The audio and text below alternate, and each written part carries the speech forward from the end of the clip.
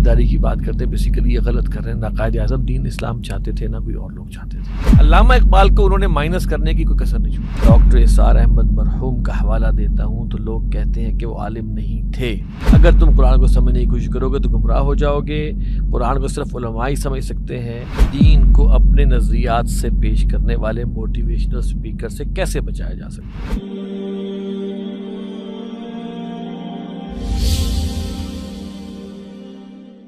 نحمدہ ونصلی علی رسولہ الکریم. محترم ناظرین السلام علیکم ورحمۃ اللہ وبرکاتہ. امیر سے ملاقات پروگرام اگست 2024 میں خوش آمدید. حسب معمول اس پروگرام میں امیر تنظیم اسلامی محترم جناب شجاع الدین شیخ صاحب موجود ہیں. السلام علیکم ورحمۃ اللہ وبرکاتہ. وعلیکم السلام ورحمۃ اللہ وبرکاتہ. ناظرین آپ کے علم میں ہے کہ ہم نے آپ کو ایک ای میل ایڈریس دیا ہوا ہے جس کے ذریعے سے آپ ہمیں سوالات بھیج سکتے ہیں. ہمارا ای میل ایڈریس ہے markaz@tanzeem.org. آپ اپنے سوالات بھیجیے، اپنا نام اور کوئی کانٹیکٹ دیں تو بہت مہربانی.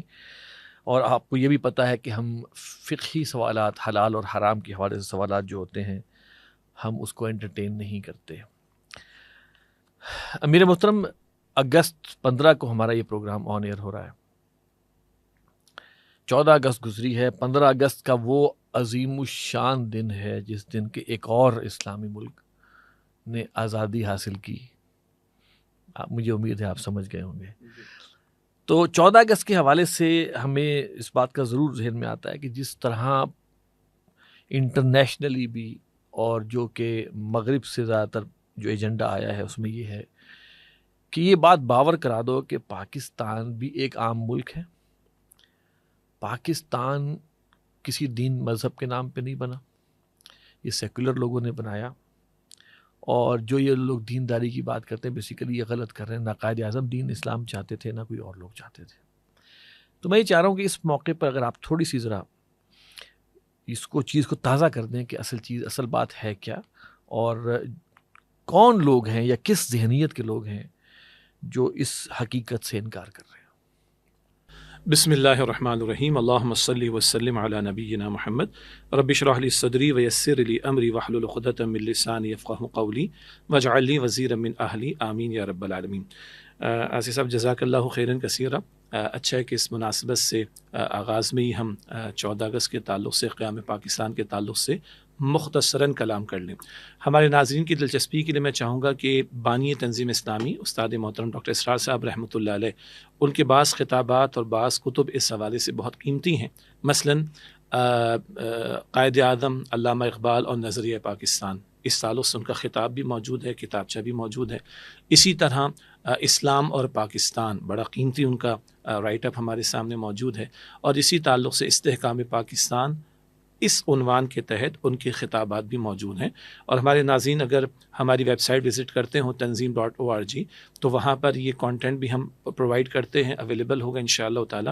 اور جب یہ پروگرام 15 اگست کو آن ایئر ہو رہا ہے، کیونکہ ہر مہینے کی 15 تاریخ کو ہم آن ایئر کرتے ہیں، تو چند دن پہلے سے ہم نے گزشتہ 6-8 دن کہہ لیجئے ایک کوشش کی ہے پورے پاکستان بھر میں سوشل میڈیا پر، اسی طریقے پر اخبارات کے اشتہارات کے ذریعے سے، پبلک میں پمفلیٹس کے ذریعے سے، کچھ کتابوں کے ڈسٹریبیوشن کے ذریعے سے، اور پھر جو ہمارے مقتدر طبقات ہیں، پارلیمنٹ میں بیٹھے ہوئے لوگ ہوں، دیگر حضرات ہوں، ان تک بھی اس کانٹینٹ کو ہم نے پہنچانے کی کوشش کی ہے. تو صرف دلچسپی کے لیے کہ اگر اسلام اور پاکستان والا کتابچہ، علامہ قائد اعظم علامہ اقبال اور نظریہ پاکستان، اس حوالے سے کتابچہ اور انہی حوالوں سے بانی تنظیم کے خطابات سے استفادہ کیا جائے تو بہت اچھا رہے گا. اسی طرح ہمارا جو سوشل میڈیا پر جو اللہ تعالیٰ نے ہمیں توفیق عطا فرمائی ہے، اسی کانٹینٹ کو مختلف پیراوی میں ہم نے پریزنٹ کیا. اور ہمیں امید ہے کہ ہمارے ناظرین جس سوشل میڈیا فورم پر یہ پروگرام دیکھ رہے ہیں وہاں پر بھی یہ کانٹینٹ انشاءاللہ ان تک پہنچا ہوگا. جہاں تک اس بات کا تعلق ہے کہ مغرب یا ویسٹ کی طرف سے بھی کچھ اس طرح کی بمبارٹمنٹ ہم پر، اور کچھ ہمارے اپنے لوگوں کی طرف سے بھی اس طرح کا معاملہ اٹھایا جانا، اور یہ بات کہنا کہ پاکستان تو ایک سیکولر اسٹیٹ اس کو ہونا چاہیے تھا، اور یہ خواہ مخواہ کی بعض لوگوں نے جو ہے وہ یہ باتیں کر رکھی ہیں کہ یہ اسلام کے لیے بنا تھا اور دین اسلام کے نفاذ کے لیے نہیں. وہ کہتے ہیں کہ جناب اسٹیٹ کا کوئی ریلیجن نہیں ہوتا، ریلیجن تو لوگوں کا پرائیویٹ افیئر ہوتا ہے. یہ بڑا ایک اہم مسئلہ ہے سیکولرزم کے نام پر جو بات پریزنٹ کی جاتی. ہم یہ عرض کرتے ہیں کہ جو لفظ ریلیجن ہے انگریزی زبان کا، وہ دنیا کے مذاہب یا ریلیجنس کے لیے تو ٹھیک ہے، چاہے وہ یہودیت ہو، مسیحیت ہو، وغیرہ وغیرہ.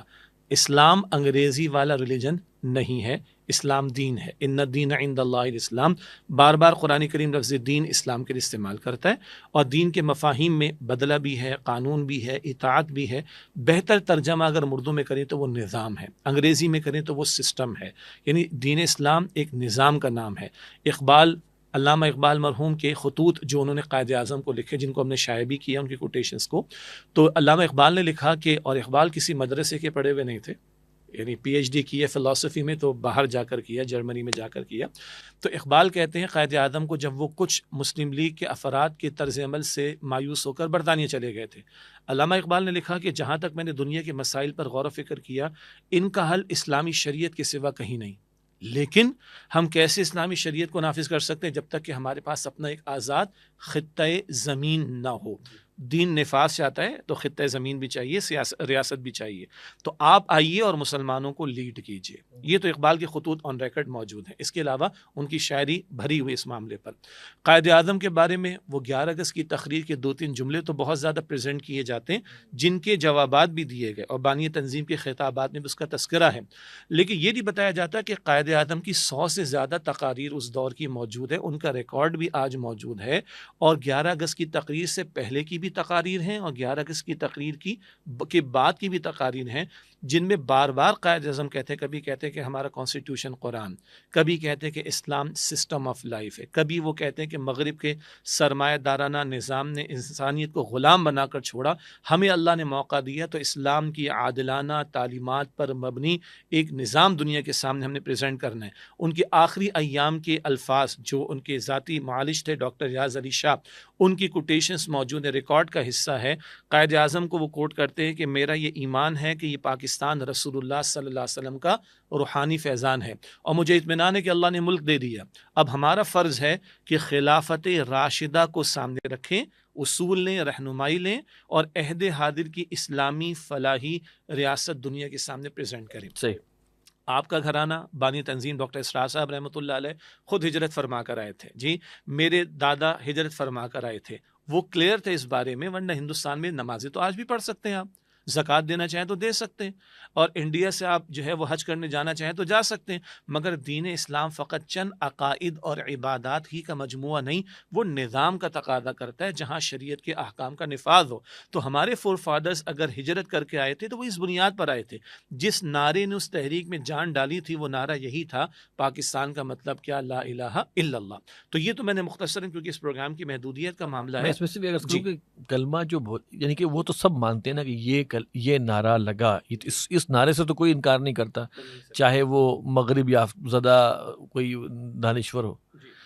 تو کیا وہ یہ ثابت کرنا چاہ رہے کہ اس وقت یہ دھوکے والا نعرہ لگایا گیا؟ ہاں، بعض لوگوں کا خیال ہے کہ معاذ اللہ یہ دھوکہ دے کر لوگوں کو موبلائز کر کے خطہ زمین حاصل کرنے کی کوشش کی گئی. انا للہ و انا الیہ راجعون، یہ بھی رائے ہے لوگوں کی. جی کہ یہ دھوکہ دے کر ان کو، یعنی وہ آپ کہتے ہیں نا کہ پبلک کے سینٹیمنٹس کو آپ استعمال کرتے ہیں نا اپنے مقاصد کے لیے، تو کیسے پبلک کو موبلائز کرنا ہے؟ تو کلمے پر موبلائز کیا گیا معاذ اللہ، اور اپنے کچھ مفادات کچھ لوگوں نے حاصل کرنے کے لیے یہ پبلک کو موبلائز کر کے خطہ زمین حاصل کر لیا. ویسے یہ ایک طرح کی توہین نہیں ہے قائد اعظم رحمۃ میں اللہ یہ عرض کرنا چاہ رہا تھا، یہ علامہ اقبال کی کوٹیشنز، علامہ اقبال کا نظریہ، علامہ اقبال کا خواب، اس کی توہین، یہ قائد اعظم کے فرمودات اور ان کی جو لیڈرشپ تھی اس کی توہین، اور یہ ہمارے جو فور فادرز نے لاکھوں کی تعداد میں قربانیاں پیش کی ہیں اور سارا کچھ چھوڑ کر آئے. یہ ان شہداء کے ساتھ ایک مذاق ہے، اور جنہوں نے اپنے گھروں کو چھوڑا، کاروبار کو چھوڑا، نوکریوں کو چھوڑا، کبھی واپس نہیں گئے، اس خطہ زمین میں ہی دفن ہوئے کہ ہمیں خطہ ملا جہاں اللہ کے دین کا نفاذ ہوگا. یہ گویا کہ ان کا مذاق اڑانے کے مترادف بات ہے.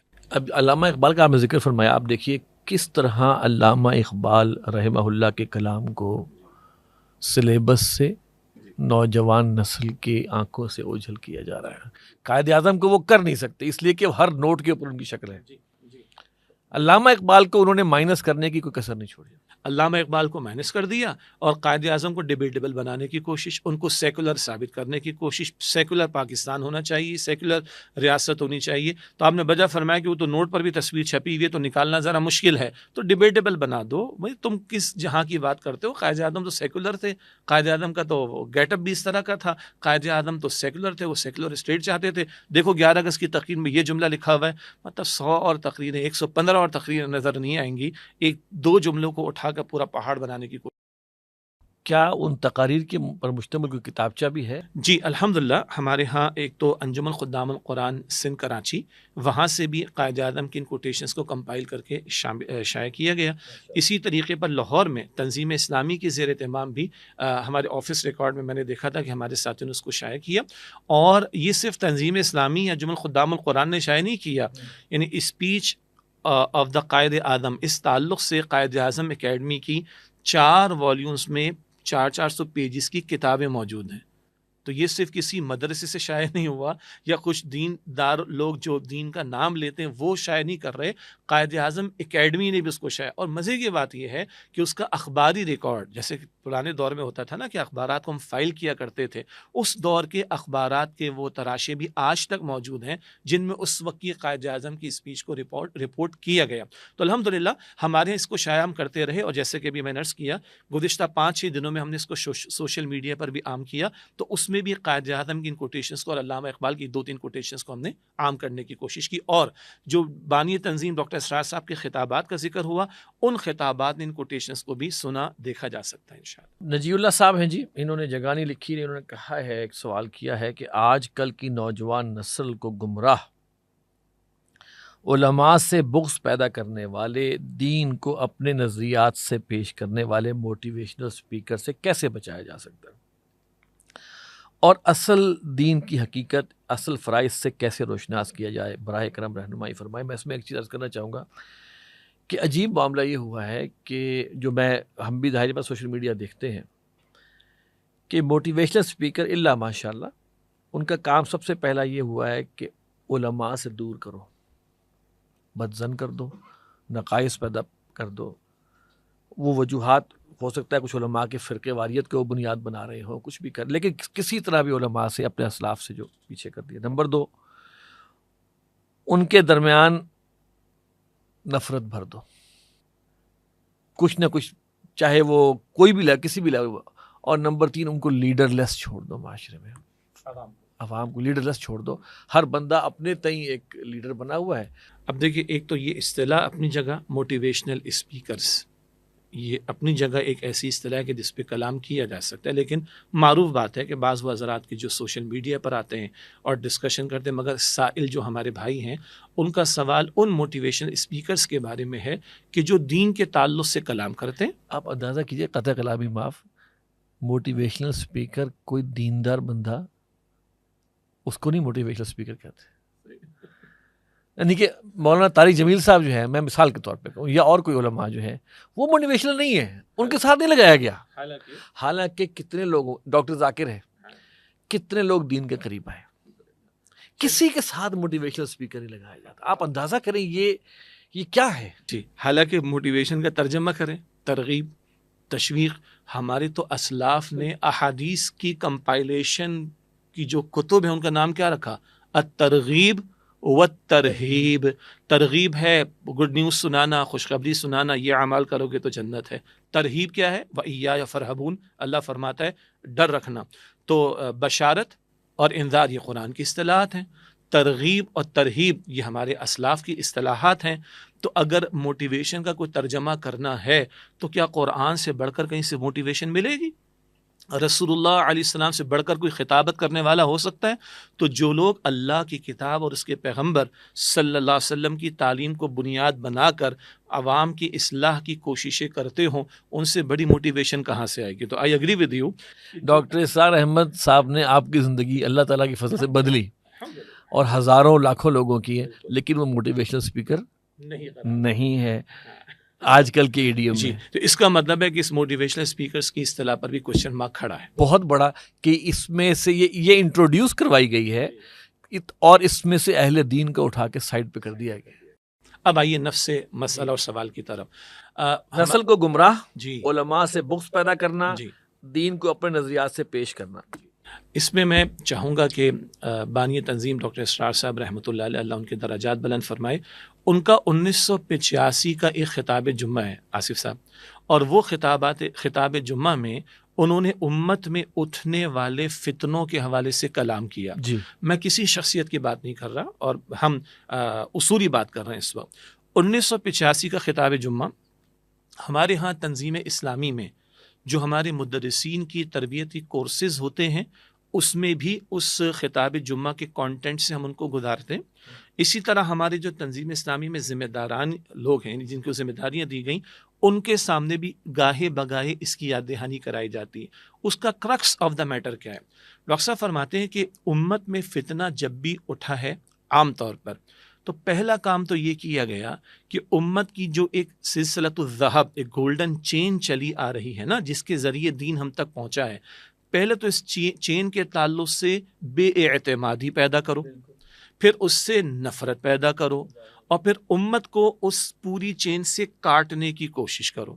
جب بے اعتمادی پیدا کر دی اور بدزن کر دیا اور کاٹ دیا تو ڈاکٹر صاحب فرماتے پھر تو بے لنگر کا جہاز ہو گیا. اب آپ جہاز کو ادھر لے کے چلے جائیں، ادھر لے کے چلے جائیں، ادھر لے کے چلے جائیں، جہاں چاہے اپنی مرضی سے آپ اس کو گھما دیں. جو آج کا موٹیویشنل ہوگا وہ جس طرح چاہے گا اس بے لنگر جہاز کو جس طرف چاہے گا رخ موڑ دے گا. تو یہ جو ہمارے بھائی نے بات کی گمراہ کرنے کی کوشش اور امت کے علماء سے بدزن کرنے کی کوشش اور پھر اپنے نظریات ان پر تھوپنے کی کوشش، یہی وجہ ہے ہم بھی اس بات کے قائل ہیں. اور ڈاکٹر اسرار صاحب رحمۃ اللہ علیہ بھی توجہ دلاتے تھے کہ عقائد کا معاملہ آئے گا، احکام کا معاملہ آئے گا، ہم پیچھے سے پیچھے جائیں گے تا آ کے حضور علیہ السلام کے قدموں میں پہنچ جائیں. خیر القرون قرنی ثم الذین یلونہم ثم الذین یلونہم، بخاری شریف میں حضور کی حدیث ہے، جمعے کے خطبات میں پڑھی جاتی ہے کہ بہترین دور حضور فرماتے میرا ہے، آپ کے ساتھ صحابہ ہیں، پھر وہ جو ان کے بعد وہ تابعین ہیں، پھر وہ جو ان کے بعد تبع تابعین ہیں. یہ امت کا گولڈن پیریڈ ہے. اصل دین وہاں سے آئے گا، اصل دین ہمیں وہاں سے ملے گا، اور عقائد اور احکام میں وہاں پیچھے سے پیچھے ہمیں جانا پڑے گا. اس اعتبار سے آج ہم تک جو دین پہنچا وہ امت کی سلسلۃ الذہب سے پہنچا ہے. ان کو آپ علماء دین کہیں، جن میں مفسرین بھی ہوں گے، محدثین بھی ہوں گے، فقہا بھی ہوں گے، علم الکلام کے ائمہ بھی ہوں گے، اینڈ سو آن. اگر اس چین پر سے اعتماد ختم کر دیں تو بات ختم ہو گئی. اور ایک دوسرا جواب اس تعلق سے یہ ہے، بعض لوگ یہ کہتے ہیں کہ یہ بات تو کسی کو سمجھ میں نہیں آئی. آج کا چل رہا ہے مارکیٹ میں کہ ذوالقرنین بادشاہ کا جو معاملہ تھا وہ کسی کو سمجھ میں نہیں آیا، یہ خواہ زمین پہ ذوالقرنین کو گھمایا گیا، یہ تو اسپیس کا مسئلہ تھا، یہ تو کچھ اور ٹیکنالوجی تھی. یہ جو جملے آتے ہیں نا مارکیٹ میں کہ یہ بات امت میں کسی کو سمجھ میں نہیں آئی، یہی سب سے بڑا فتنہ ہے. دین محمد مصطفیٰ پر مکمل ہوا علیہ السلام، تعبیر تشریح عطا کر کے گئے، نئے مسائل کے لیے اجتہادی بصیرت رکھنے والے اہل علم اس کے جوابات، یہ مسائل کے جوابات بھی ہمارے سامنے رکھ دیں گے. مگر آج ہم کھڑے ہو کر یہ کہیں کہ کسی کو سمجھ نہیں آئی، یہی سب سے بڑا کوشچن مارک بنتا ہے. ہیونگ سیڈ دس، ایک اور نقطہ بھی سامنے رہے. علماء دو قسم کے ہوتے ہیں، علماء حق بھی ہوتے ہیں اور علماء سو بھی ہوتے ہیں. ڈاکٹر اسرار صاحب نے بھی کلام کیا رحمۃ اللہ علیہ، ہمارے امت کے بزرگوں اور اسلاف نے بھی کلام کیا.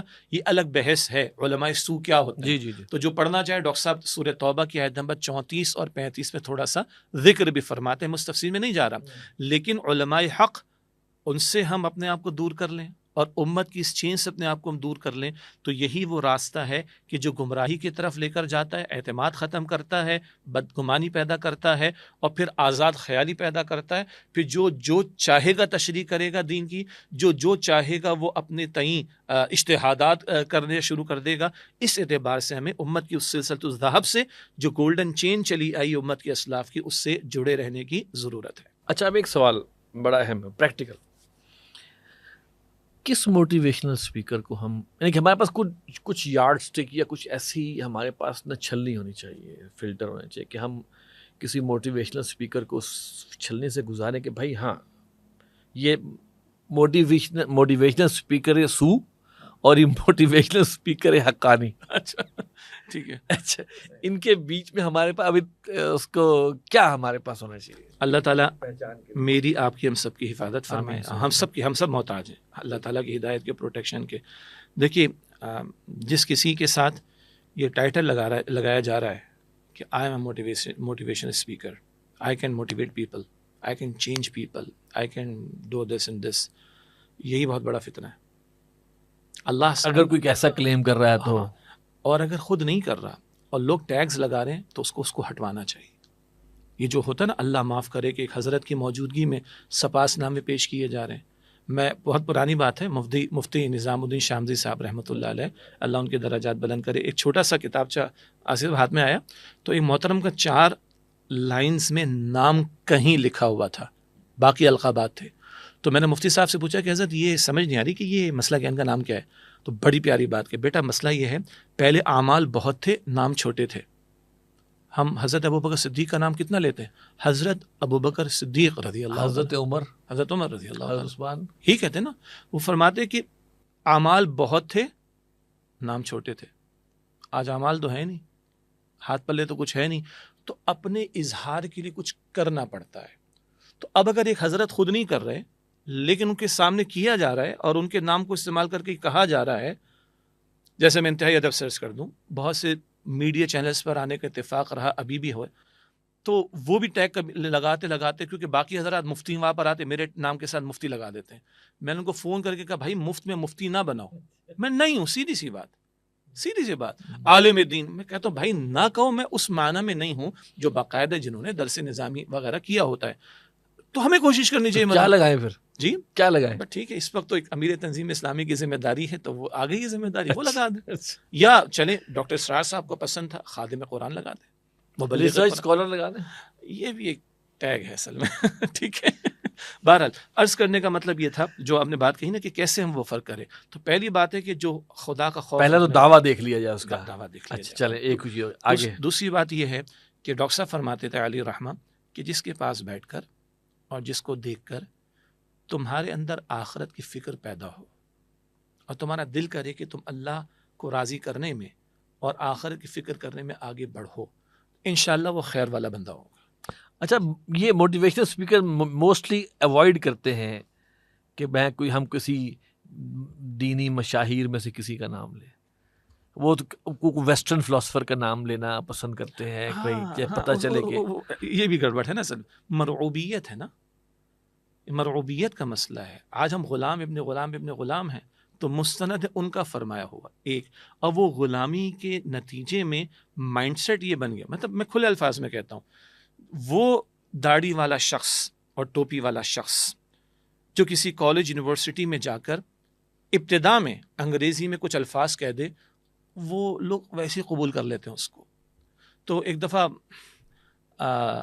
مفتی رفیع عثمانی صاحب نے کہیں کسی یونیورسٹی میں تقریر کرنا شروع کی, تو انہوں نے کہا بھائی آج میں آپ سے ایک اجنبی زبان میں گفتگو کرنا چاہتا ہوں, میں اردو میں کلام کروں گا. ٹھیک ہے, اور میں عرض کرتا ہوں کہ دیکھیں اگر معیار صرف انگریزی زبان ہے تو میں خیال میں نیو یارک اور لندن میں جھاڑو دینے والی کی فلوئنسی انگلش کے اندر ہمارے بہت سے لوگوں سے زیادہ بہتر ہوگی. یہ مرعوبیت کا معاملہ ہے کہ ویسٹرن ہاں آپ یہ کہیں کہ یہ اللہ کی آیات ہیں, یہ اللہ کے نبی علیہ السلام کا پیغام ہے, یہ ہمارے امت کے اسلاف نے اس طرح سمجھا ہے, اور آج دیکھو جو دنیا کے اندر غور و فکر کر رہے ہیں ان غریبوں کو بھی یہیں پہنچنا پڑا ہے. تو بات سمجھ آتی, مطلب اب کتاب و سنت اصل ہے نا, اس کے تحت رہ کر ہم اگر کوئی حوالہ دیتے کوئی حرج کی بات نہیں. ہر کجا بینی جہان رنگ بو, اب وہ فرش رضا کے از خاکش بروید آرزو, یاز نور مصطفیٰ اورا بہاس, یا ہنوز اندر تلاش مصطفیٰ. ہر نور جو ابھی نظر آ رہا ہے وہ بالآخر نور محمدی سے ہی مستعار ہے. ہر خیر جو نظر آ رہی ہے, ہر بہتری کہیں نظر آ رہی ہے. اچھا چلیں یہ تو ہو گیا. اچھا اس میں تھرڈ ایلیمنٹ میں گفتگو تھا میرے ذہن میں آیا کہ عمل بھی تو مطابق ہونا. ظاہری بات ہے. ابھی پہلی اس سے پچھلی بات کیا تھی, جس کو دیکھ کر مجھ میں آخرت کی فکر پیدا ہو, جس کو دیکھ کر اللہ کو راضی کرنے کا جذبہ پیدا ہو, تو لا محالہ اس کا عمل بولتا ہے. دیکھیں انسان بعض مرتبہ بعض حضرات کی بڑی سادہ گفتگو ہوتی ہے لیکن بڑی دل پر اثر کرتی ہے. کیوں؟ پیچھے ان کا کنوکشن, ان کا یقین, ان کا عمل بول رہا ہوتا ہے. میں ذرا برعکس کر لوں, آپ کے والد محترم ہیں، میرے روحانی والد ہیں ڈاکٹر اسرار صاحب رحمۃ اللہ علیہ، کتنے لوگوں نے یہ بات کہی ہے، حالانکہ ان کی زبان کا بعض مرتبہ سختی کا معاملہ، وہ غیرت دینی کی وجہ سے ذرا غصے کا اظہار، لیکن ایسے ایسے لوگوں کو میں جانتا ہوں جن کا میں نام نہیں لے رہا، جو ان سے بڑا اختلاف رکھتے تھے، مگر کہتے تھے نہیں، اس بندے کا اندر بول رہا ہے، اس کا کنوکشن بول رہا ہے، اور یہ جو اتنی بھاری انداز سے بات ہو رہی ہے، خلوص بول رہا ہے، اور پیچھے عمل ہے، جس کام کی دعوت دی ہے اس کام میں اپنے آپ کو، اپنے خاندان کو لگایا ہے، تو عمل بولتا ہے انسان کا، اس کی گفتگو میں اللہ تاثیر پیدا کرتا ہے۔ تو اگر دیکھ کر مجھ میں عمل کا جذبہ پیدا نہ ہو، اگر دیکھ کر مجھ میں آخرت کی فکر پیدا نہ ہو، دیکھ کر مجھ میں بھی کوئی دنیا ہی کے اندر اوپر سے اوپر فیم، آج کل بڑا مسئلہ ہے نا، نام، لائکس، شہرت، likes, views, sharing, forwarded many times, یہی پیدا ہو رہا ہے، تو یہ تو فتنہ ہے۔ اللہ تعالیٰ سے حفاظت فرمائے۔ اعجاب المرء بنفسہ، اور یہ سب سے خطرناک بات وہی اشد ہن۔ اچھا، اس میں ایک اور ایلیمنٹ میں چاہوں گا، کیا جو اس وقت پولائٹنس بھی ایک رول پلے نہیں کرتی، کہ اگر ہارش ہو رہا ہے وہ بھی غلط، وہ بھی کافر، فلاں بھی غلط، فلاں کو کے پاس کیا ہے وہ جاہل، فلاں اور فلاں، کیا یہ طریقہ کار کون سا موٹیویشن کا ہے؟ میں اس لیے کہہ رہا ہوں کہ دیکھیے یہ بھی بڑی ایک اہم بات ہے۔ اللہ ہم سب کو بھی توفیق دے۔ مطلب موسیٰ علیہ السلام سے بڑھ کر کوئی دینی غیرت میں اوپر ہوگا، جو غیرت و جلال ان میں تھا، اور فرعون سے بڑھ کر کوئی ظالم جابر؟ اللہ تعالیٰ موسیٰ علیہ السلام کو، ہارون علیہ السلام کو بھیج رہا ہے فرعون کی طرف، کیا فرما رہا ہے؟ فقولا لہو قولا لینا، دونوں سے بات کرنا نرمی کے ساتھ۔ کبھی ضرورت پیش آتی ہے، ترکی بھی جواب دیا ہے موسیٰ علیہ السلام نے، لیکن جب دعوت دینے جا رہے ہیں تو لینا، نرمی سے بات کرنا۔ اور یہ بات کہ ہم آپ قرآن کریم کو دیکھ لیجئے، قرآن کریم سورۃ الانعام کی آیت نمبر 108 میں بتوں کے بارے میں کیا کہتا ہے؟ وَلَا تَسُبُّوا الَّذِينَ، انہیں کہ جنہیں یہ اللہ کے سوا پکارتے ہیں برا بھلا مت کہنا، یہ ورنہ پلٹ کر تمہارے معبود برحق اللہ سبحانہ وتعالیٰ کو برا کہیں گے۔ یہ بات سمجھ آتی ہے اس حدیث سے جس میں رسول اللہ علیہ السلام نے فرمایا کہ بدترین آدمی وہ ہے جو اپنے والدین کو گالی دیتا ہے۔ استغفر اللہ، یا رسول اللہ اپنے ماں باپ کو کون دے گا؟ نہیں، ایک شخص کسی کے ماں باپ کو گالی دیتا ہے، وہ پلٹ کر اس کے والدین کو برا بھلا کہتا ہے، یہ خود قصوروار ہوا۔ تو اگر آج کوئی سو کالڈ موٹیویشنل اسپیکر، یہ وہ کوئی بھی، وہ برے الفاظ استعمال کر کے کریکٹر اسیسینیشن کے اوپر اتر آئے، تو جس کے بارے میں برے الفاظ استعمال ہو رہے ہیں اس کے بھی آگے پیچھے دو چار لوگوں کے نہیں ہو، پلٹ کر وہ اس کو برا بھلا کہیں گے، تو یہ تو نہ ختم ہونے والا سلسلہ شروع ہو جائے گا۔ تو اس اعتبار سے، اور زبان درازی ہی تو ہے جو سب سے زیادہ جہنم میں لے جانے والی، اور زبان درازی، زبان غیر محتاط استعمال، اور زبان کا غلط استعمال صرف جھوٹ اور جھوٹے وعدے میں اور جھوٹی قسموں میں نہیں ہوتا، یہ گفتگو کرتے وقت بھی ہوتا ہے، کسی کے بارے میں رائے دیتے وقت بھی ہوتا ہے، کسی پر تنقید کرتے وقت بھی ہوتا ہے۔ تنقید قرآن کریم بھی کرتا ہے، لیکن تنقید کا انداز قرآن حکیم کا بڑا خوبصورت ہمیں ملتا ہے۔ بتوں کے بارے میں یہ تو کہا کہ غلط ہے، لیکن اشتعال انگیز زبان آپ کو قرآن پاک میں نہیں ملتی۔ تو یہ بات وہی ہے، جب اخلاص ہوگا، دیکھیں نا، دین پریزنٹ، اللہ تعالیٰ مجھے بھی توفیق دے، دیکھیں ہم اپنی کمزوری کا اعتراف کر کے بات کہیں، اللہ ہمیں بھی توفیق دے۔ الدین والنصیحہ کی بات ہے نا، دین تو نصح و خیر خواہی کے ساتھ بات کرنے کا نام، نصح و خیر خواہی کے جذبے کا نام۔ موٹیویشنل اسپیکر بھی نصح و خیر خواہی کے جذبے کے ساتھ کام کریں، اس کی لیکچر کی فیس لیتے ہیں بڑی بڑی بھاری۔ اب دیکھیں نا، اگر ہم ایک موٹیویشنل کا ایک شہر بن گیا اس وقت پورے، اور یہ سب چیزیں جو ہے اس پہ، اور پھر میں ذہن میں آ رہا تھا ادعو الی سبیل ربک بالحکمت موعظۃ الحسنۃ وجادلہم باللتی ہی احسن۔ احسن تو سپرلیٹو ہے نا، بہترین جدال بھی کرنا ہے تو احسن طریقے پر کرو۔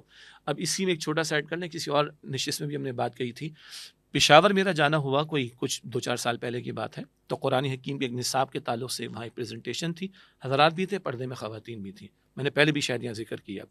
6 سال کا ایک بچہ سامنے بیٹھا ہے، 6 یا 7 سال کی عمر ہوگی، تو اس بچے کی ترغیب و تشویق کے لیے، انگیج کرنے کے لیے میں نے پوچھا آپ کا نام کیا ہے، بیٹا آپ کیا کرتے ہو؟ اس بچے نے کہا کہ I am a motivational speaker. خدا کی قسم یہ انداز تھا، اب وہ تو خیر بچہ تھا، اس کو تو کہنا مناسب بھی نہیں تھا، لیکن مجھے پریشانی ہو گئی کہ I am a motivational speaker, یہ الفاظ تھے اس بچے کے۔ تو ان چیزوں کے حوالے سے ہمیں بہت غور کرنے کی ضرورت ہے کہ اس میں جو فتنے کے پہلو ہیں اس سے اللہ تعالیٰ ہم سب کی حفاظت فرمائے۔ محمد طائف صاحب، میرے خیال میں پہلے بھی سوال کرتے ہیں، انڈیا سے ان کا تعلق ہے۔ جی کئی سوالات، نام بڑا یونیک ہے۔ ہاں، اس لیے یو پی علی گڑھ انڈیا، اور انہوں نے شاید اپنا نمبر بھی دیا ہے۔ السلام علیکم. میں بی اے آنرز ہسٹری کا طالب علم ہوں. سوال یہ ہے کہ جب بھی میں یہاں آس پاس لوگوں کو دعوت دیتا ہوں اور ڈاکٹر اسرار احمد مرحوم کا حوالہ دیتا ہوں تو لوگ کہتے ہیں کہ وہ عالم نہیں تھے. اس بات پر میرا خون کھول اٹھتا ہے کہ ایک شخص نے اپنا پروفیشن ترک کر کے اللہ کے دین کے لیے اپنے آپ کو وقف کر دیا. یہاں تک کہ جب میں دین کی دعوت دیتا ہوں قرآن کے ذریعے تو وہ لوگ جواب دیتے ہیں کہ تم قرآن کو نہیں سمجھ سکتے. اگر تم قرآن کو سمجھنے کی کوشش کرو گے تو گمراہ ہو جاؤ گے. قرآن کو صرف علماء ہی سمجھ سکتے ہیں. آپ مجھے یہ بتائیں کہ ایسی صورتحال میں مجھے کیا کرنا چاہیے. ایک تو یہ خیر وہ علماء کا جو معاملہ ہے جو وہ ہے، اور ایک ہے ڈاکٹر صاحب کو عالم دین نہیں تھے. اس کے 2-3 پہلو ہیں. جس معنی میں ہمارے ہاں معروف طور پر کسی صاحب علم کو، کسی صاحب کو عالم دین کہا جاتا ہے تو وہ جو باقاعدہ ایک 8 سال کا درس نظامی کا باقاعدہ مدارس سے کورس کیا جاتا ہے، جب وہ فارغ التحصیل ہو جاتے تو ان کو سند یافتہ عالم کہا جاتا ہے. تو اس معنی میں یہ ڈاکٹر اسرار صاحب خود بھی فرماتے تھے. اسی لیے دیکھیں آج آپ نے پروگرام کے شروع میں کیا ارشاد فرمایا کہ ہم فقہی سوالات کو اوائڈ کرتے ہیں. کیوں؟ فقہی مسائل بیان کرنے کے لیے بہرحال ایک مہارت کی اسپیشلائزیشن کی ضرورت ہے، اور وہ علماء کرام کا معاملہ. تو ہمارے ناظرین پھر توجہ کر لیں، یقیناً کچھ سوالات فقہی آج بھی ہوں گے، تبھی آپ نے بیان فرمایا نا. بٹ کوائن پہ آیا ہوا ہے، تکافل شکافل پہ آیا ہوا ہے، تو وہ تو حلال حرام کا تو ہم نہیں کر رہے. تو وہ ہم نے ریفر کیا کہ جائیں علماء کرام سے معلوم کر لیں. ہاں، جہاں تک خدمت قرآنی کی بات ہے، دعوت دین کی بات ہے، تبلیغ دین کی بات ہے، غلبہ دین کی جد و جہد کی بات ہے، یہ کام ڈاکٹر اسرار صاحب نے کیا علی رحمہ. یہ تو ہر مسلمان پر لازم ہے نا کہ اپنی استعداد کے مطابق وہ مکلف ہے کہ وہ دین پر عمل بھی کرے گا، دین کی دعوت بھی دے گا، دین کے لیے جد و جہد کرے گا. اچھا، یہ تو ہوا کہ اس معنی میں کہ جو ایک سرٹیفائیڈ سند یافتہ عالم ہوتے ہیں. البتہ ڈاکٹر اسرار صاحب رحمۃ اللہ علیہ کے بارے میں ہمارے اس دور کے کئی بڑے جید علماء کرام کی رائے ہے کہ اس دور میں ڈاکٹر اسرار صاحب سے اللہ تعالیٰ نے خدمت قرآنی کا بہت بڑا کام لیا، خلافت کے تعلق سے لوگوں کو متوجہ کرنا بہت بڑا کام لیا، اور حالات حاضرہ پر گفتگو، پھر اس کو قرآن و سنت کی روشنی میں بیان کرنا، ڈاکٹر اسرار صاحب سے اللہ تعالیٰ نے بڑا کام لیا. مستقبل کے منظر نامے کے حوالے سے گفتگو کرنا، بالخصوص احادیث مبارکہ کی روشنی میں گفتگو کرنا. بڑے بڑے علماء فرماتے ہیں کہ ڈاکٹر اسرار صاحب سے لوگ اللہ تعالیٰ نے بڑا کام لیا، اور نہ صرف کہ یہ حضرات فرماتے ہیں بلکہ ان میں سے کئی ایک استفادہ بھی کرتے ہیں اور اس کی ترغیب بھی دلاتے ہیں. ہم بھی عرض کر رہے ہیں، جیسے اس پروگرام میں ہم بیٹھے ہیں، ہم فقہی مسائل پر کلام نہیں کرتے، لیکن دعوت کے حوالے سے، عمومی معاملات کے حوالے سے، تحریک کے حوالے سے، پاکستان کے حوالے سے، امت کے حوالے سے معاملات آتے ہیں، ہم ڈسکشن کر رہے ہوتے. تو ایک تھوڑا سا فرق اس میں کیا جائے. باقی ایک بڑے عالم تھے اور دہلی میں تھے، مولانا اخلاق حسین قاسمی صاحب. انہوں نے ڈاکٹر اسرار صاحب کی ایک، جس کو ہم کہتے ہیں نا کہ دستار بندی بھی کی تھی. ابھی دستار بندی خاص ایک انورٹڈ کوما میں ہمارے مدارس کی اصطلاح ہے، اعزازی پی ایچ ڈی کے برابر. اعزازی پی ایچ ڈی کے برابر. لیکن نہ ڈاکٹر صاحب اس کا ذکر فرماتے تھے، نہ ہم لوگ اس کا ذکر کرتے. لیکن آج ایک بات آئی ہے، فقط یہ ناظرین ریکارڈ پہ نوٹ کر لیں کہ ایک بات آئی تو میں نے اس کا ذکر کیا، لیکن ہم اس کو ہائی لائٹ نہیں کرتے. اور پھر لوگ ڈاکٹر صاحب سے پوچھتے تھے، بڑا مشہور ایک جو ڈاکٹر صاحب کا انٹرویو لیا تھا افتخار صاحب نے غالباً جیو پر، تو انہوں نے کہا کہ ڈاکٹر صاحب آپ فرماتے ہیں کہ مجھے سنتے ہوئے احتیاط کرنی چاہیے. نہیں وہ لوگ کہتے ہیں کہ ڈاکٹر صاحب احمد کو سنتے ہوئے احتیاط کرنی چاہیے، تو انہوں نے کہا بالکل کرے. اور ڈاکٹر صاحب فرماتے تھے بھائی مجھے بھی پڑھ رہے ہو، مجھے بھی سن رہے ہو، تفسیر عثمانی بھی دیکھ لو، فلاں تفسیر کو بھی دیکھ لو. تو اس اعتبار سے اس چیز کو دیکھنے کی ضرورت ہے. باقی جو ہمارے بھائی کا دوسرا حصہ تھا سوال، اچھا اس میں چیز ایک ایڈ کروں کہ ڈاکٹر صاحب کی لحد کے اوپر ان کے نام کے ساتھ صرف ایک عہدہ لکھا ہوا ہے. اب بتا دیں ذرا. اور وہ ہے داعی قرآن. الحمدللہ. اللہ تعالیٰ ہمیں بھی اسی کے لیے قبول فرمائے. دوسرا جو ہمارے بھائی نے کہا نا کہ میرا خون کھولتا ہے، نہیں بھائی اس کو آپ سنبھال کے رکھیں، نوجوان ہیں ابھی. آپ ڈاکٹر صاحب نے خود بھی اپنے آپ کو طالب علم کہا ہے. جی سر دیکھیں، ابھی ہم تھوڑی دیر پہلے موٹیویشنل اسپیکرز پہ بات کر رہے تھے نا، وہ عالم کیا عالم ہوگا جو اپنے آپ کو کہہ کہ میں عالم ہوں؟ ہاں، وہ عالم کیا عالم جو اپنے آپ کو کہہ کہ میں عالم ہوں؟ دنیا کہے ٹھیک ہے بھائی میں تو طالب علم ہوں، ماں کی گود سے قبر کی لہر تک علم حاصل کرنا ہے نا. یہی اللہ تعالیٰ عاجزی ہم سب کو عطا فرمائے. قرآن کو تم سمجھ نہیں سکتے، قرآن کو سمجھنے کی کوشش کرو گے تو گمراہ ہو جاؤ گے. قرآن کو صرف علماء ہی سمجھ. اچھا یہ بڑا کامن بات ہے. یہ مجھے کچھ یاد آ رہا ہے کہ شاید یہاں پر ہم پہلے بھی ڈسکشن کر چکے، لیکن اس کو ہم دہرا لیتے ہیں. یعنی یہ عرض فرمانا کہ آپ قرآن کو کھولیں گے، قرآن کو آپ سمجھنے کی کوشش کریں گے، تو آپ گمراہ ہو جائیں گے. یہ جملہ دوبارہ میں عرض کرتا ہوں کہ آپ قرآن کھولیں گے، قرآن کو سمجھنے کی کوشش کریں گے تو آپ گمراہ ہو جائیں گے. اس کا مطلب ہے کہ ہم لوگ جو اردو بولتے ہیں، ہم اگر اردو میں کھولیں گے تو ہم گمراہ ہو جائیں گے نا.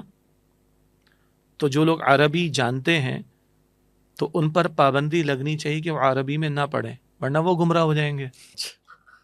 یہ نتیجہ ڈاکٹر ذاکر نائک صاحب نے نکالا. ٹھیک ہے، ہم بھی اس کو عرض کرتے ہیں کہ ہم اگر سمجھنے کی کوشش کریں گے تو ہم گمراہ ہو جائیں گے، کیونکہ ہمیں عربی نہیں آتی تو ہم اردو میں پڑھیں. تو جن کو عربی آتی ہے عالم عرب کے لوگوں کو، اور غیر عرب کو بھی عربی بعض کو آتی ہے، جیسے ہمیں انگریزی آتی، تو ان پر پابندی لگنی چاہیے کہ وہ عربی میں نہ پڑھیں ورنہ وہ گمراہ ہو جائیں گے. ایک جواب. دوسرا جواب، ہمارے اس دور میں اور ماضی قریب میں، پچھلی 1 صدی میں، 150 سالوں میں، 200 سالوں میں ہمارے کتنے ہی بزرگوں نے، اسلاف نے، علماء کرام نے قرآن پاک کے ترجمے لکھے اردو میں، تفاسیر لکھی اردو میں، کیونکہ ابھی ہم اردو میں پروگرام ہے تو میں اردو کے ذکر کر رہا ہوں. تو سوال یہ ہے کہ وہ گمراہ کرنے کے لیے، استغفر اللہ. وہ تو علماء نہیں، وہ تو علماء ہی سمجھ سکتے ہیں نا. سر دوبارہ، یہ ترجمہ جو عالم نے کیا ہے وہ تو میرے لیے کیا ہے نا، عام آدمی کے لیے. میرے گھر میں اویلیبل، آج میرے اسمارٹ فون پر اویلیبل ہے. علماء تو ابن عباس کو پڑھیں گے رضی اللہ تعالیٰ عنہ، تب امام ابن جریر کو پڑھیں گے علی رحمہ، ابن کثیر کو پڑھیں گے علی رحمہ، اینڈ سو آن، اور وہ تو عربی میں پڑھ رہے ہیں. اور انہوں نے جو بنا کے دی ہیں وہ کس کے لیے دی ہیں؟ جی، تو انہوں نے جو ترجمے کیے ہیں، انہوں نے تفاسیر اردو میں لکھی ہیں، وہ تو عوام کے لیے. تو یہ الزام تو بڑا دور تک چلا جائے گا. تیسری بات یہ ہے، قرآن حکیم کا ایک وہ پہلو ہے جو احکام سے تعلق رکھتا ہے. پھر ہمارے پروگرام کے شروع کی بات ہے کہ جہاں شرعی احکام کی بات آ رہی ہے، فقہی مسائل کی بات آ رہی، وہ اسپیشلائزیشن علماء کی، وہاں پر آپ جائیے. لیکن اللہ تعالیٰ تو قرآن کو فجر میں، ظہر میں، عصر میں، مغرب میں، عشاء میں لازم کر چکا اپنے نبی کے ذریعے علیہ السلام. آپ کا میرا 5-6 سال کا بیٹا کھڑا ہو جائے یا 100 برس کا عالم دین کھڑا ہو جائے، اس سے قرآن سننا ہے یا قرآن کی تلاوت کرنی ہے نماز میں. اللہ اتنا ہم سے چاہتا ہے. ہم یہ کہہ رہے ہیں کہ تراجم و تفاسیر جو علماء نے لکھے بھائی اس کو پڑھ لو. جی. نمبر 2، ایک ہے احکامات کا استنباط کا معاملہ، قرآن کی گہرائی میں اتر کر علم و حکمت کے موتی نکال، یہ اسپیشلائزیشن والا کام. ایک ہے قرآن کا بیسک میسج، یعنی ڈاکٹر اسرار صاحب رحمۃ اللہ علیہ کا جو کتابچہ ہے مسلمانوں پہ قرآن مجید کے حقوق، اس میں یہ بات آتی ہے نا. ایک ہے تذکر کا پہلو، ایک ہے تدبر کا پہلو، مسلمانوں پہ قرآن مجید کے حقوق. وہ کتابچہ ہماری ویب سائٹ سے بھی ڈاؤن لوڈ ہو سکتا ہے. اس میں جو تیسرا قرآن پاک کا ہے وہ سمجھنے کا. تذکر آسان پہلو ہے قرآن پاک کا نسبتاً، تدبر وہ قیامت آ جائے گی، علم و حکمت کے موتی کبھی ختم نہیں ہوں گے. تو ہم یہ کہہ رہے ہیں کہ بھائی قرآن کی مجلس میں شرکت کرو، ڈاکٹر اسرار صاحب کے دروس کو سنو، آپ کے محلے میں درس قرآن ہوتا ہے، اس میں شرکت کرو. ہاں آپ اسپیشلائزیشن چاہتے ہیں تو پھر جائیے اس میدان کے اندر، اسپیشلائزیشن کیجئے، علم و حکمت کے موتی بھی تلاش کیجئے، فقہ مسائل کا بھی استنباط کرنا سیکھیے. لیکن عوام کو قرآن کے سادے پیغام سے کیوں محروم کریں؟ اچھا، اس میں جو ہم خطبہ حجۃ الوداع میں ایک جو حکم حضور نے فرمایا، بلغوا عنی ولو آیۃ، اس کو ہم کس اس میں لیں گے؟ پہلی بات تو ہے کہ امتی وہی شخص امتی کہلائے گا جو امتی والا کام کرے. بڑے اسلاف میں سے امام قرطبی نے یہ بات لکھی علیہ رحمہ کہ جو شخص یہ امتی والا کام نہیں کر رہا وہ امتی کہلانے کا مستحق نہیں ہے. اب امتی والا کام کیا ہے؟ سورہ ال عمران آیت نمبر 110، کنتم خیر امت اخرجت للناس تأمرون بالمعروف وتنہون عن المنکر، تم بہترین امت، تمہیں لوگوں کے لیے برپا کیا گیا، تم نیکی کا حکم دو گے، بدی سے روکو گے. اچھا، ابھی تھوڑی دیر پہلے میں نے عرض کیا تھا میں اپنی استعداد کے مطابق مکلف ہوں. مجھے معلوم ہے کہ نماز فرض ہے اور میں نے اپنی اولاد کو اس کی تعلیم دینی ہے. اس کے لیے کتنے علوم مجھے آنے چاہیے. مجھے معلوم ہے کہ جھوٹ غلط ہے، میں نے بچنے اپنی اولاد کو بھی سمجھانا اور لوگوں کو بھی سمجھانا. میں گھر کی مثال دے رہا ہوں. یہ میں اپنے بچے کو یہ بتاؤں بیٹا جھوٹ نہیں بولنا، اس کے لیے مجھے کتنے علوم کی ضرورت ہے. اچھا، قرآن کا سادہ میسج کل نفس ذائقۃ الموت، یہ الفاظ ہم اردو میں بھی استعمال کرتے ہیں. کل نفس ذائقۃ الموت، ہر نفس کو موت کا مزہ چکھنا ہے. اس وقت اس زمین پر سب سے بڑی ریالٹی کیا ہے جس کو کافر بھی مانتا ہے، مسلمان بھی مانتا ہے؟ موت ہے. افلا ينظرون الى الابل كيف خلقت والى السماء كيف رفعت والى الجبال كيف نصبت والى الارض كيف سطحت. اونٹ کے بارے میں، پہاڑ کے بارے میں، زمین کے بارے میں، آسمان کے بارے میں ایک بدو ہے 14 صدیوں پہلے، اس کو بھی سمجھ آ رہی خدا ہے، بنانے والا ہے، کوئی تو ہے جو نظام ہستی چلا رہا ہے، وہی خدا ہے. اور آج کا مائنڈ سیٹ رکھنے والا ہوگا اتنی موٹی کتاب لکھ دی، میریکلز ان دا کیمل، اونٹ میں کتنے معجزات اللہ نے رکھے. ہاں زمین کی وسائل کے بارے میں ڈسکشن ہو جائے گا، آسمان کی بلندی کے بارے میں ڈسکشن کی بات ہو جائے گی، پہاڑوں کی تفصیلات کے بارے میں بات ہو جائے گی۔ عام مائنڈ سیٹ رکھنے والا 14 صدیوں پہلے بدو بھی ان آیات سے خدا کو پہچان رہا تھا۔ یہ جو تذکر کا پہلو ہے اس کے لیے تو زیادہ علوم کی ضرورت نہیں ہے۔ ہاں ایک اسٹیپ آگے کی بات کروں تو ڈاکٹر اسرار صاحب فرماتے تھے رحمۃ اللہ علیہ، ہمیں قرآن کو ایسے پڑھنے کی کوشش کرنی چاہیے جیسے ایک بدو کے سامنے قرآن تھا۔ بدو کو عربی آتی تھی، اس کے لیے ترجمے کا بیریئر نہیں تھا۔ میں آغاز کہہ رہا ہوں کہ ترجمے تشریح سے ہوگا، مگر اس کو تھوڑا سا اور ایک اسٹیپ آگے لے کے جائیں۔ اگر قرآن پاک کی زبان سیکھنا شروع کر دیں تو اس میں 2 چاند لگ جائیں گے انشاءاللہ تعالی۔ یہ ذرا درمیان کی بات، لیکن تو آغاز کرنے کی بات کیا تھی؟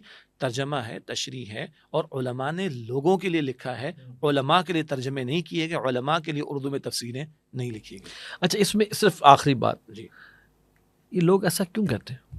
تھوڑی سی کڑوی بات ہے ڈاکٹر بانی محترم، کیونکہ یہ میں بچپن سے سنتا آ رہا ہوں کہ یہ اعتراضات جو ان بھائی نے لکھے ہیں یہ بچپن سے سنتے آ رہے ہیں، اور ایک بہت بڑی تحریک کے اندر اس کی تکرار ہوتی ہے، کیوں؟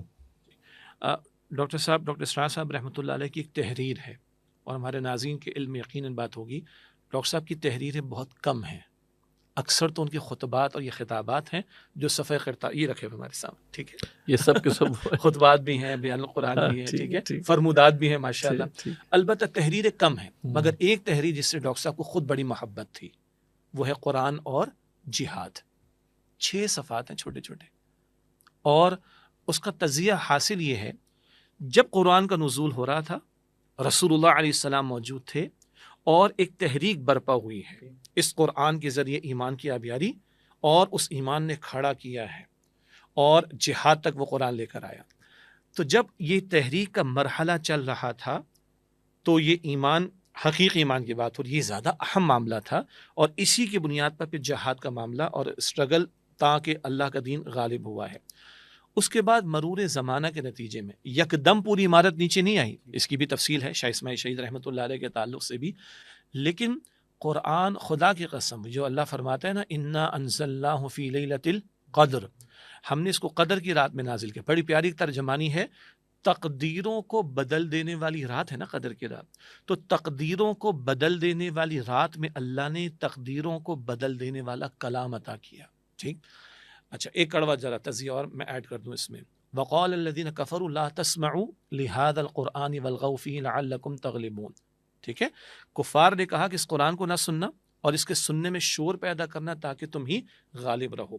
تو ویسٹرن سوسائٹیز کو بھی پتہ ہے اگر یہ اپنے اصل دین پر کھڑے ہو گئے مسلمان قرآن کی بنیاد پر تو ان کے نظام جائیں گے، اسی لیے وہ قرآن سے دور کرنے کی کوششیں کرتے رہے، اور فاسق فاجر مسلمان حکمرانوں کو بھی یہ بات معلوم تھی کہ قرآن بدل دیتا ہے، اور بدلے ہوئے افراد، اور قرآن جو ہے وہ اللہ کا نظام چاہتا ہے، اللہ کا نظام چاہتا ہے، اور یہ ہمارا نظام نہیں ہے۔ نہیں، بدلے ہوئے الفاظ اگر جمع ہو گئے تو پھر ہماری خیر نہیں ہے۔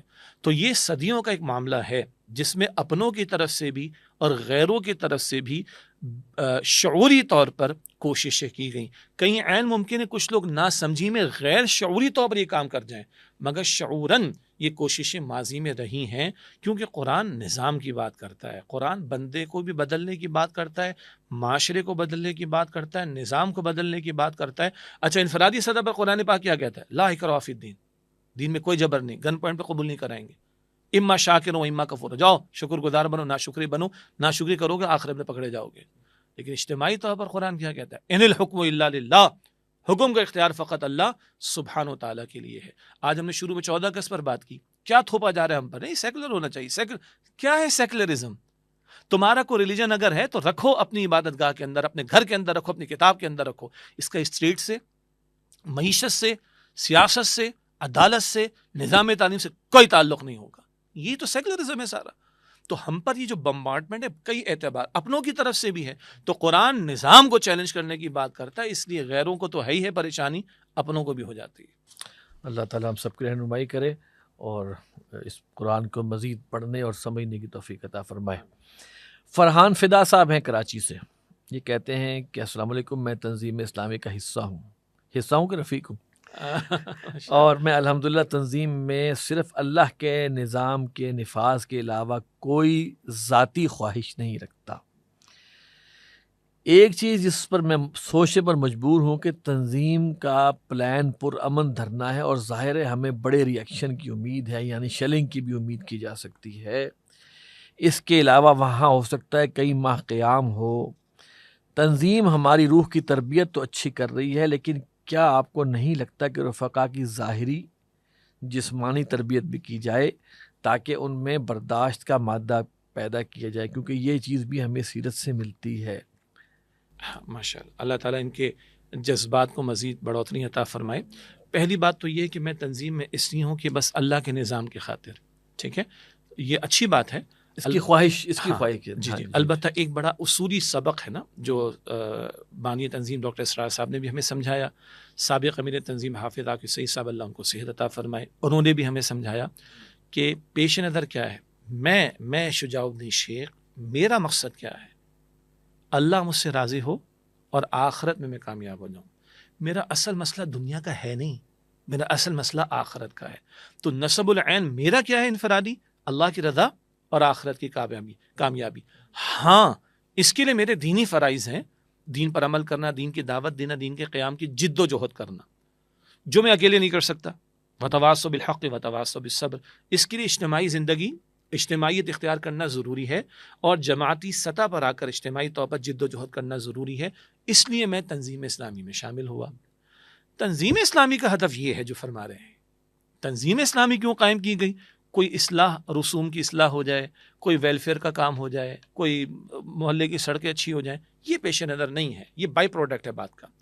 تنظیم کا ہدف ہے اللہ کی زمین پر اللہ کے نظام کے قیام کی جد و جہد کرنا۔ ایک میرا نصب العین ہے، اللہ کی رضا، آخرت کی کامیابی۔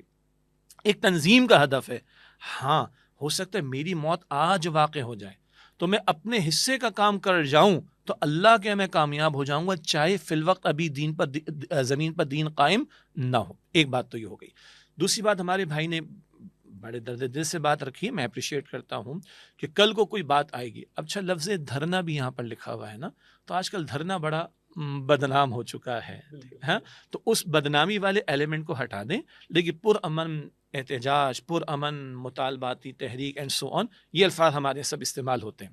اچھا، اگلی بات، جیسے ہمارے بھائی نے فرمایا کہ جیسے کہ ہم روح کی فکر کرتے ہیں، اللہ تعالیٰ ان کے الفاظ کو مبارک فرمائے۔ ہمیں بہت زیادہ محنت کی ضرورت ہے، ہماری روحانی تربیت کے اعتبار سے، ایمان کی آبیاری کے اعتبار سے، تعلق مع اللہ کے اعتبار سے، فکر آخرت کے اعتبار سے۔ البتہ آپ فرماتے ہیں کچھ نہ کچھ جسمانی اعتبار سے بھی معاملہ ہونا چاہیے، کچھ اس طریقے سے۔ تو دیکھیے، اگر تو ہم اللہ کے پیغمبر صلی اللہ علیہ وسلم کی تعلیمات کو سامنے رکھتے ہیں نا، تو خدا کی قسم وہ رحمت للعالمین ہے نا، وہ روح کے لیے بھی دے گئے ہیں، وہ جسم کے لیے بھی دے گئے۔